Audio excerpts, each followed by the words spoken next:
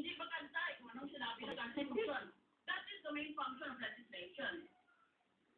That's the main function of legislation. All other constitutional provisions, such as the Sun provision, need implementing laws to provide the details. Hence, Congress implements these constitutional provisions, including the Foreign Currency Act, which confers absolute confidentiality on dollar deposits. Hindi ko nila ako doon. Noon. Yan yung argumento na. The Foreign Currency Act violates the Constitution. I was already hoping with all my heart that God would strike me dead.